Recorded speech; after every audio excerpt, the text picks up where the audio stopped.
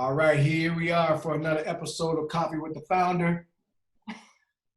Got my coffee cup, my coffee, and of course we got another great guest, a friend, a colleague, a true sister, and Pippi Kessler.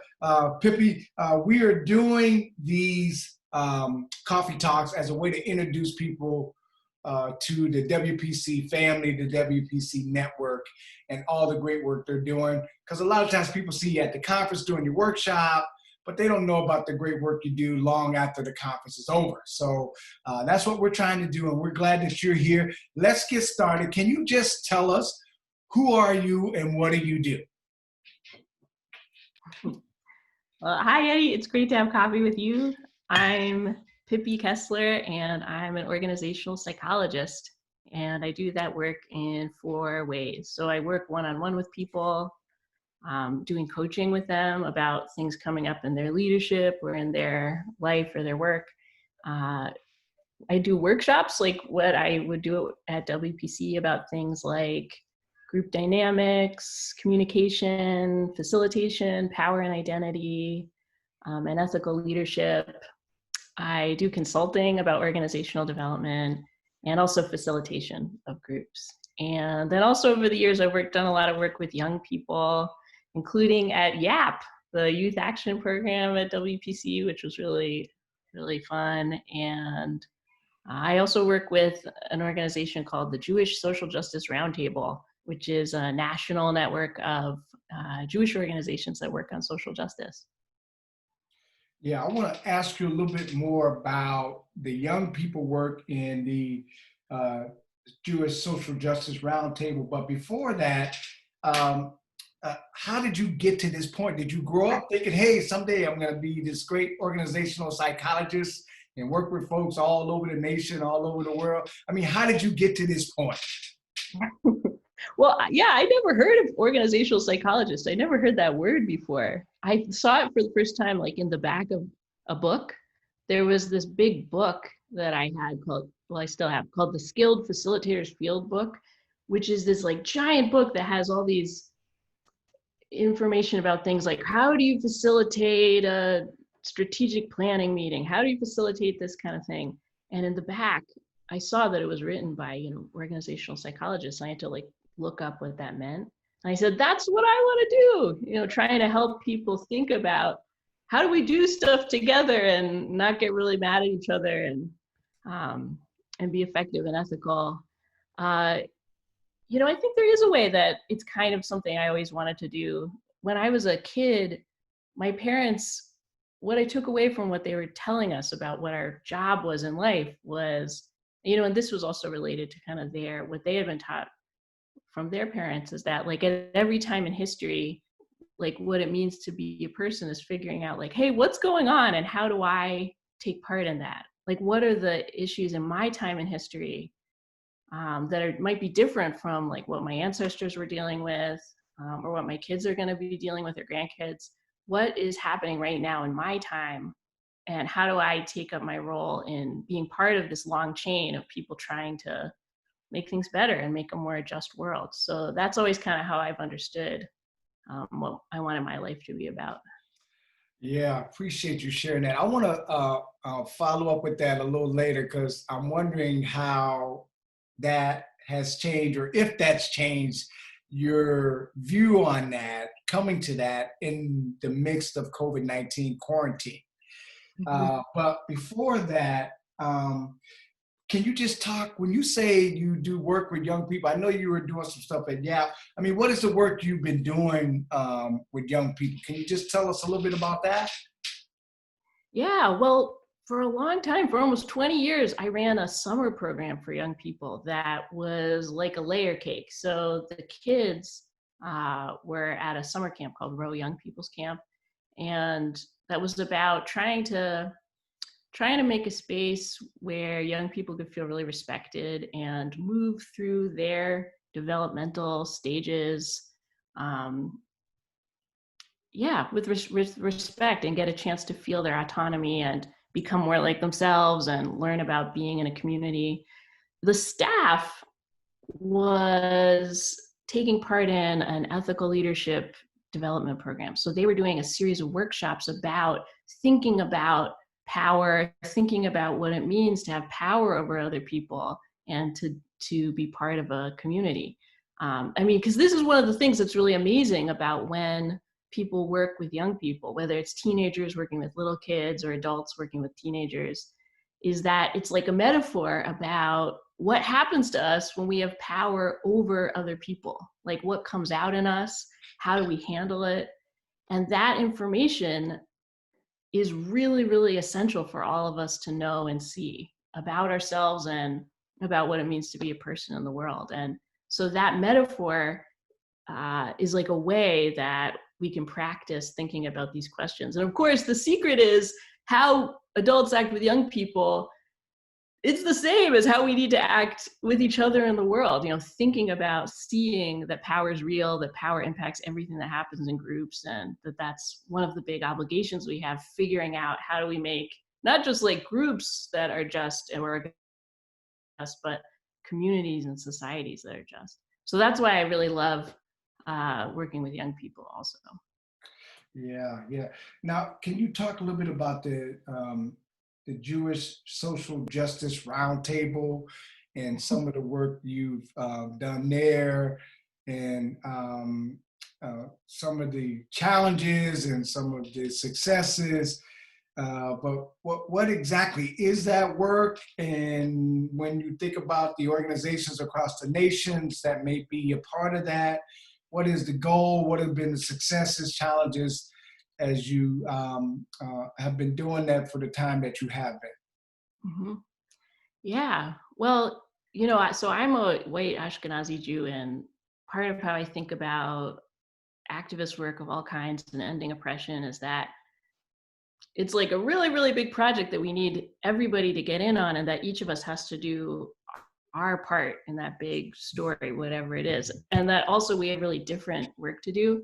And part of what I see like my work in that big story is working with my community, which is working with other Jews. So that's over the years like a commitment I've kept working on. And in the Jewish community, Jews are all different kinds of people. So we have all different racial identities, different class experiences, different gender identities. And the Roundtable is a collection of organizations that work on social justice. But of course, that means a lot of really different things. So they have different theories of change. They disagree with each other. They agree on other things, you know, different political commitments. And then the work that I do is trying to help the organizations that are in New York collaborate, build relationships with each other, and then also hosting workshops and other kinds of things to help them build skills and work together more. And of course, there's always a lot of different themes going on in that field that people are thinking about. Yeah. So in all your work with all the groups and all the age ranges and other identities, what are some of the 4 or 5? Are there some consistent things in organizations and organizational design and organizational psychology that you find that organizations continue to kind of run up against?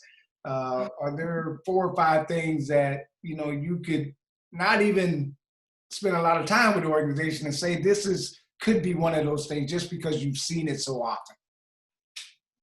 Yeah, well, I think one of the things, you know, and you've probably seen this a lot too in your work, is that almost nobody from when they're in kindergarten or elementary school, high school, gets taught a lot about leadership. So a lot of times it's really stressful for people. Like if they become an executive director, they become a boss, they're having to figure out in the moment things that they never got to practice before. And that can really stress people out.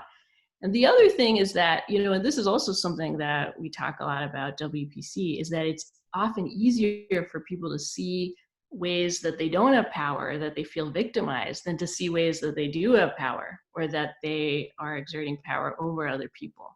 So and that of course gets amplified bringing identity dynamics into a group. So there's a part of people becoming leaders about just learning to notice, oh, wow, I have power over other people. And another part about also noticing, and my identities change what that means for me to have that power and how I'm interacting with the different people who work for me. So that's like one big theme I see a lot, is just people getting really surprised by noticing when they have power. Another theme, I guess, is just that groups are really powerful. You know, like when people are really collaborating, it can be like the best thing that's ever happened to us. Like the feeling of being in a group that's really working well together. It's not just like, oh, that's cool. It can be like awe-inspiring. It can be things that make people feel so full of joy and connection. And similarly, when things are going well in a group, it can be like the worst thing that ever happened to you. You know, like when people don't like their jobs, it makes them feel like my whole life is horrible, you know. And we see this also, of course, like I know you and I, knowing a lot of activists over the years, we do all that stuff too. So when we're really connecting, when we're really coming through for each other, it's like the best thing ever. And when we're hurting each other, competing with each other, undermining each other, it's so painful. And so that's like another thing I see a lot, is that as activists, we will come in a lot of times to groups or to projects with hope and with all of our values as our aspirations. But then there's a lot of other things that have to happen for us to then really have an experience where we feel like, wow, this was really great. And we really came through for each other, and not feel like, oh, this is terrible. I hate this. Why did I do this? Whose idea was this? Yeah. I don't know. Those are sort of two things. Yeah, you know, the thing I found, you know, being an old athlete and, you know, being fairly handsome, that sometimes there are things that put you in positions of power or leadership that have nothing to do with your leadership ability. Yeah. And sometimes those people who don't fit the model or the visual sometimes. So I'm wondering, like, what are you saying to budding future possible leaders out there that may be listening, maybe watching, and not quite sure what leadership means? If they're for leadership, they don't look the part, they don't act the part, but I'm wondering how you recruit, how you inspire leadership. If you had to talk to a group of high school kids or middle school kids, but even adults, and you were giving 1 minute or 2 minute kind of public service announcement to kind of inspire leadership and inform them about the possibilities and things that may be inside of you that are the signs of good leadership, but not matching up with what sometimes society looks for on the outside. Just wondering, all of that, what would be your message to inspire?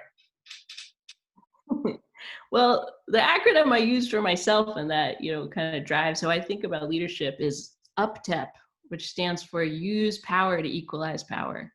So the idea for me is that, you know, power itself isn't good or bad. You know, power can be used for change, power can be used for harm, and that our job is to not be afraid of power, to not be afraid of talking about power, to not be afraid of building power.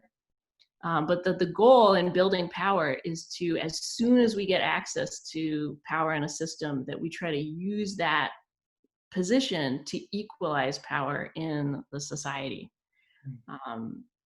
And that's something that, you know, because I do see that a lot of times, like, because in mainstream US culture and also in white supremacy, the image of power is about dominating and controlling people, about antagonism between leaders and groups. So the idea like that the leader is trying to like extract things from people, and that the people who they're leading have to try to protect from the leader or get away.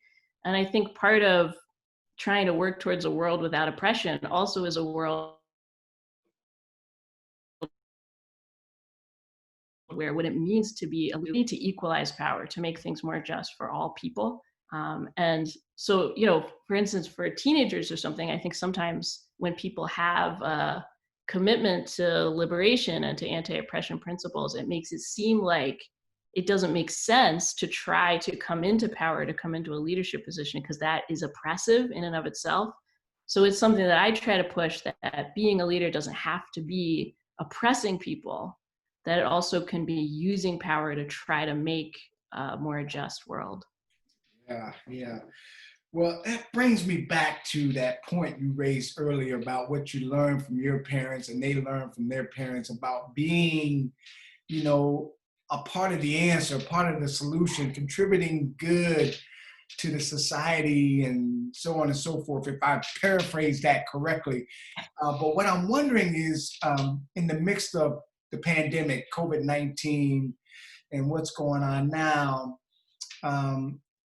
has that shifted for you as you've spent time in quarantine, reflecting on, you know, past, present, future? I mean, what's your sense of where we are now and the work we have to do, particularly from a leadership standpoint?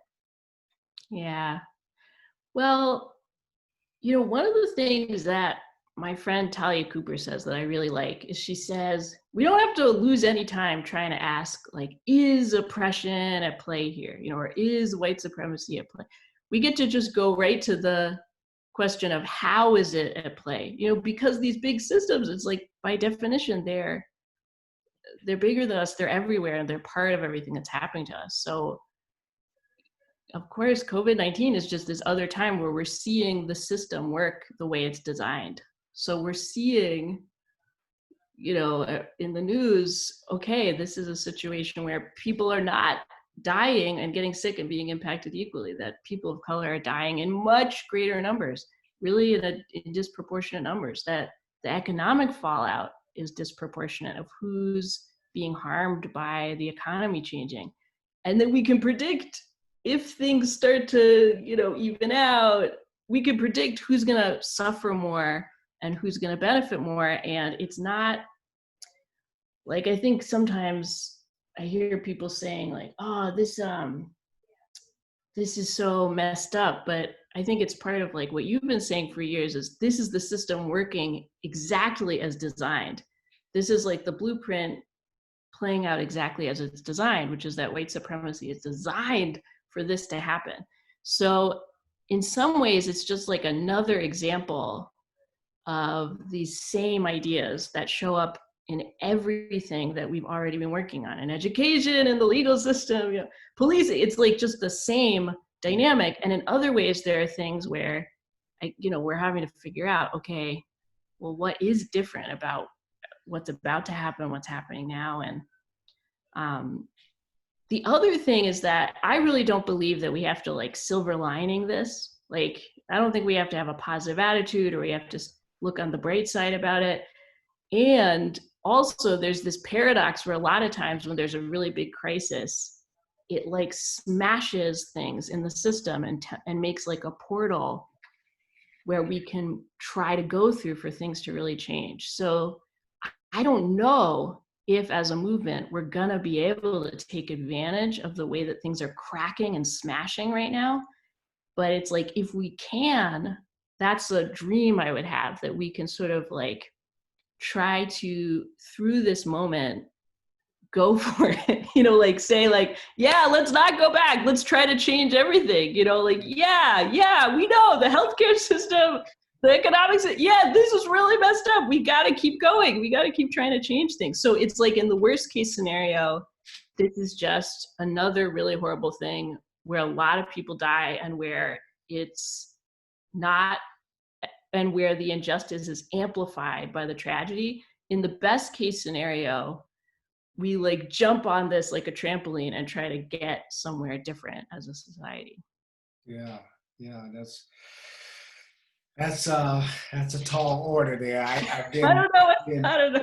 I've been really fascinated by this term "new normal," which I'm okay with if people are willing to do what it takes to be new.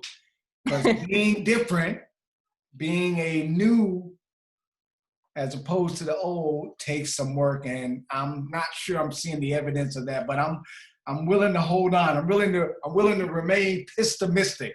as I Yeah, I love that shirt. um, They're like, come now, on, the new part, not the normal part. We need the new part. that's right. That's right. Now, I saw that you did something around a self-study for social justice for Mhm. organizations. Can you just talk a little bit about that? What was the goal of that, and what's the importance of a self-study? Yeah, well, I mean, one of the things that I a lot of times am often pessimistic and pessimistic, So a lot of times privately, and when I'm doing like social justice education, I have to show my hope and my energy. But sometimes when I'm, just kind of by myself, I'm like, oh, we're gonna lose, we're losing. I kind of have this pessimism. But in the past bunch of years, like seeing like how the movement for Black Lives has impacted certain kinds of norms, I have felt some hope about ways things can change. And one of the things that's made me feel that way is that organizations that refused to talk about how race and racism were impacting them started doing things like, say, having a workshop about race and identity, just little things that they never would have done 5 years before. And one of those things that I saw was that there were some schools that were saying, we want to try to talk about how identity is impacting both what's happening for the teachers and also for the kids. So I went to work with one school system where they were having like kind of identity-based bullying, and they wanted to have a session about it. But one of the challenges though for them, and this is not unique to them, is that they also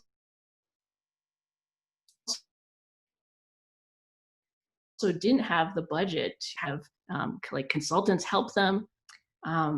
So what I made for them was like a curriculum that they could do without it costing anything. So it's a series of sessions where if you don't have professional development, that you could get a bunch of, say, teachers together and say, let's do a study group where we're going to watch this video and here's some questions we can use to talk about it. Because that's, I think, one of the challenges right now is I do think that there's getting to be more openness in especially kind of majority white organizations that have a history of silence on race, are starting to have more openness to working on and talking about those issues. And then the challenge is about does the money follow what's needed? Like, is there support and time to back up that interest? Like, does action follow that interest? Mhm. And so I think, like, for us who do social justice education, trying to make it as easy and inexpensive as possible so that everybody can participate as soon as they are willing to talk about it, I think is something like we can do to be supportive of that shift happening. Yeah, yeah, yeah. That's nice. We will definitely link that information, your website, to the interview so folks can take a look at that.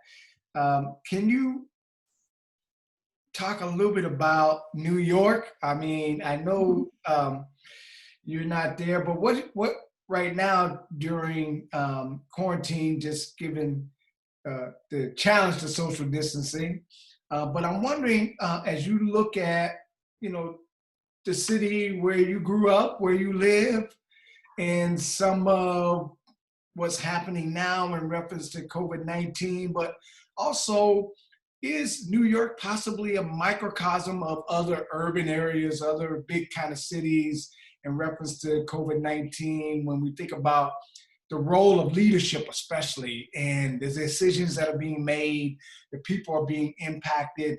I mean, as an organizational psychologist, an organizational specialist, what goes through your mind? What are you thinking as you watch this play out in reference to COVID-19, but possibly are there other implications to community, diversity, leadership, white supremacy, so on and so forth?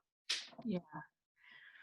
Well, it's kind of like what I was saying before, is that there are ways that you know, it's like same stuff, different day, where it's like all the things happen the way they usually happen, which is people of color suffer the most, especially when there's a kind of ambiguity or and also that like all the things that protect white people in general also protect white people in the city, especially because the city is so driven by wealth. And we know that like wealth is racialized. So the things that make it easier for people to be in the city, to stay safe in the city, to get out of the city, all those sort of different things are driven by like the story of how race and money work in the US. There's also, you know, and it's also another thing where it's not like a silver lining, like I'm glad this happened, but there's also some like amazing things happening in the city that also show the power of organizers and organizing. So for example,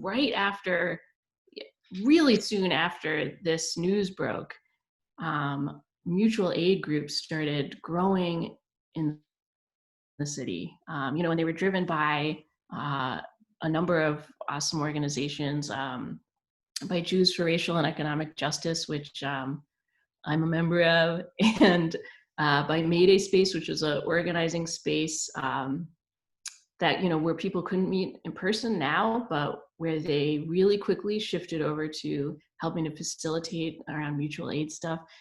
And lots of other organizations also took part, and community groups. There's now over 90 neighborhood groups involving thousands of people and doing really beautiful and complex things about food distribution, about giving and receiving care, just redistributing resources, and then also trying to figure out how to coordinate with some of those like kind of government-driven programs and offerings. So I think just like usually in New York, it's just all happening at once. Terrible things, wonderful things, you know, like just things. You know, the activists are doing stuff. People are trying to stop them. The corporations are, you know, it's just all happening at once. Like a million radios all on at the same time. Yeah. So I don't know if that really answers your question. I mean, it reminds, as someone who's lived there, as you said, like it's like walking out of your apartment and hearing everybody's radio playing at the same time. That's such a great analogy. But I think the point you also made that's really important for me is we can't forget about the everyday people, the community organizers that are often not in the main news being highlighted for the courageous work that they're doing for the people right there in their neighborhoods day to day, every day, because sometimes that can get lost when we're focusing on the assembly person or the governor, so on and so forth. Let me ask you about the rise in anti-Semitic incidents happening across the nation. And I think this is even pre-COVID. I don't know if we're getting a sense of what's going on with that around COVID-19, but it's been interesting to look at some of the things happening with Asian Pacific Islanders, particularly Chinese folks, with the virus being assigned specifically to China. And then, as you mentioned, the disparities in reference to who's being impacted around the deaths.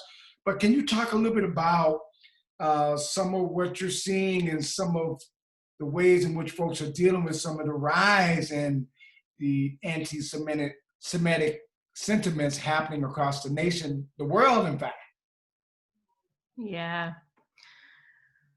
Well, you know, it's one of these things also that is bad, is that it's like it's good for the right for people to be divided from each other. So it's good for, you know, we're kind of at our strongest in ending oppression when we unite across systems of oppression, across experiences of subjugation, and say, we're taking it all down, you know, saying, yeah, we don't want any oppression, and we're not going to leave each other behind as we do that. So, you know, we see that part of the strategy also is to try to divide us and turn us against each other so that we can't do that. the right has been pretty clear that this is a strategy that they wanted to take on, to try to use Jews to turn against other communities. I'm talking about white Jews because, of course, white Jews come in all different, have all different racial identities, and to use anti-Semitism as like a wedge issue, that in a way that benefits the right. So that is really bad. And also it's working pretty well, like it's seeing how it's happening in the news cycle. It's bad. Luckily though, a lot of people are organizing their butts off against this. So there was a website that launched yesterday, put out by Jews Against White Nationalism, that tracks these stories of how anti-Semitism is being used in this kind of wedge way. The name of the website is howtofightwithantisemitism.org, so people can go look at that. And again, it's partially like a political power situation where there's a part of ending oppression that's about needing to have the power to change structures and systems and norms. And then there's another part that's like a political education part. So about trying to make it, like, as a political educator side, that we have to make it easier for people to understand, one, like what anti-Semitism is and isn't, how it works, and then also how it fits together with other systems of oppression.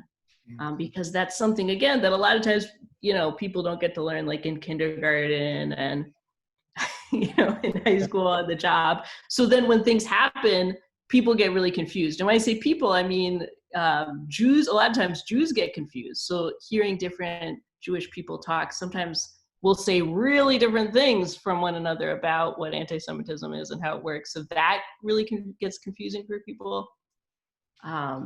And then also we see there can be a lot of confusion, especially the way that white Jews relate to multiracial or cross-identity coalitions about anti-Semitism. So it's a mess. So what I have to say about it, it's a mess. We got so much work to do. Oh man. Yeah. Well, let's back up then, because maybe what you can help our listeners and watchers do is at least have a basic definition. How would you define anti-Semitism? What is your definition, or the way that you explain that to folks, just so they can at least have that to take away? Yeah, okay. How would I do this? So I guess the way that I would define anti-Semitism is that, just like all systems of oppression, that it has these three parts. So there's an institutional version, which is about like institutional discrimination against Jewish people. So an example is, in an organization, you get Christmas Day off, but you don't get off, Jewish holidays. That's an example, like in institutional anti-Semitism. Interpersonal anti-Semitism, which is like in between people, like someone being like, oh, I don't like you because you're Jewish. And then internalized anti-Semitism, which is like hearing the voice of the oppressor in our own minds. So for example, me being like, oh, I don't think I should, I probably shouldn't try to take part in that because, as a Jewish person, why should I try? I'm probably worse than other people, that kind of thing. So we see that play out in those three ways, just like with other systems of oppression. Yeah. Now, you, I think, had something about emotionally organizing, or something to deal with the emotions of organizing in a crisis. And I think this is that time. I mean, what's your advice to folks, leaders, especially during this time where emotions can be high? I mean, we're dealing with so much uncertainty. As you mentioned, there's so much division across political, religious, cross-cultural. I mean, if you're in a position to have leaders hear one thing from you in reference to some advice, what would be your advice to them during this time? Well, I guess for leaders, it's just that, what leaders do impacts everybody a lot. And so I think I was describing it to somebody like, if you're in a car and the person driving the car is freaking out, is really scary. Like if they were driving along, like, ah! You're in the back, like, oh my God, So what is just leaders knowing that how they are right now really impacts the people who, for instance, work for them, and that it's like one of the things that they can do to take care of people like in their community or people who work for them is trying to think about, okay, what's going on for me and what do I need? What do I need? And part of that is that just as people, when we're freaked out about surviving on a basic level, it's really hard to think about other stuff. It's hard to think, it's hard to be creative. So it's really hard for a lot of leaders right now that we're asking them to do like their best, most creative thinking while some of them are really freaked out, And the way that each of us is freaked out is, of course, impacted by like our histories and our identities. And so some people right now are describing that actually like their own experiences of living through from when they were little stress and trauma and crisis means that right now they feel very calm. They're like, I was born for this moment. They feel really calm and focused and like they're really using the skills that came from trauma to lead right now. Other people are like, feel really, really scared in a way that feels new for them. And so there's, people are all over the map. And, that article you mentioned, basically what I'm encouraging people to do is to sort of start from the most basic things of, okay, what are my survival needs? Like, what do I need to make sure that my body is safe, my family is safe? What am I afraid of that's kind of using up my brain power around survival stuff? And how can I kind of make a plan for that and ask for help around that? And then the next step being like, and what are the emotions that are driving what's happening for me? Like, what does this moment relate to in my history, in my emotional life? How am I like making meaning about this so that then if, somebody has to go be in a meeting or do something, that they know kind of what's going on inside of them so that they can be like more present in the moment. Yeah, I like that analogy. If you're driving the car, chill out. Yeah, 'Cause you some gotta people are chill, watching. watch the road. I like that. All right. Well, we got to get towards the end. I want to ask you a couple more things. Number one is what's on the horizon as you look at the next 10 years? Can you just talk a little bit about maybe some of your ideas, some of your projects, and as part of that, just let people know how they find you in reference to your website and all that kind of stuff. Yeah, well, if anyone wants to find me, I'm at pippikessler.org. I think I'm the only person with that name in the world. So if you find me, it's me and not some other Pippi Kessler. And yeah, and man, I don't know what the next 10 years are going to be like. I'm really curious. But, I feel like in each moment, like my job and our job also as a movement is to try to just be real about what do we actually think is happening right now. And then how do each one of us take up our role in that big story. And so for me, having this kind of specific, like kind of set of glasses, like both thinking about organizational psychology and then also thinking about like having like power analysis as like the sunglasses that I'm trying to look at everything through. That's like a way that I am trying to take up my role in the movement, is sort of like being backstage with people and trying to figure out with leaders and with organizations, all right, how do you want to play this to try to take your abstract values and ideas and make them real things that you do in your daily life and in your organization. And so I'll probably be just doing more of that this next decade, kind of like running around backstage and being like, how are you doing? What do you need? Do you want to think this through? Yeah. Well, just know the WPC, the Privilege Institute, myself as the founder and president of both of those organizations, have always appreciated your participation. We miss you, miss having you around, but I remember when you had 1 or 2 gigs a year. Now you're just busy, and I get it. But that's just a testament to just how brilliant you are, and it's nice to see the growth of your work. And seriously, though, if we can partner and collaborate in any way, let us know. And we appreciate you joining us today to share. What I wanted to ask you before we let you go is, what are you watching? What are you reading? What are you listening to? Is there anything you want to recommend? Because we're creating a list since people have a little extra time on their hands. What maybe others are finding or seeing or listening to or reading for our what to do during quarantine?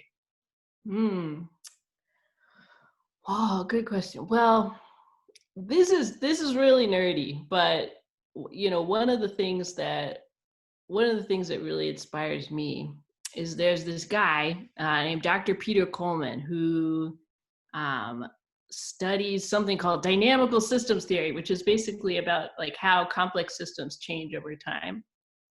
And he's written a lot of different kinds of things about it. He wrote one book called The 5%, talking about how really tricky conflicts change. And that's something that really inspires me, again, because it's like one of the weird things about trying to do activism is holding that balance between trying to change things and being like, we can do this, and then also knowing that we're not in control as individuals, like that there's much, much bigger things going on, and that we have to see ourselves as part of something bigger. And that's what he writes about, is basically like how really big systems change. So I recommend reading his stuff, Dr. Peter Coleman, because to me, that's really hopeful and kind of like spiritually hopeful, is knowing that we don't have to do it all by ourselves. And also we have to do some of it as part of this big picture, and we can change things. Yeah, that's helpful. Thank you for sharing that, Pippi Kessler. We appreciate you. Be safe. And I know eventually you'll get back to New York City, and things hopefully will get back to the new normal. At least we'll be trying to make it the new normal. And I'm always appreciating being in collaboration with you. Take care of yourself. I'm sending you a virtual Wakanda hug until I see you face to face. Thank you, Pippi Kessler. I love knowing you all these years and how you're always growing and changing and trying new things. And this is just another example of how you're always just trying to keep growing and keep growing WPC. It's so great to see you. All right, you take care. Peace.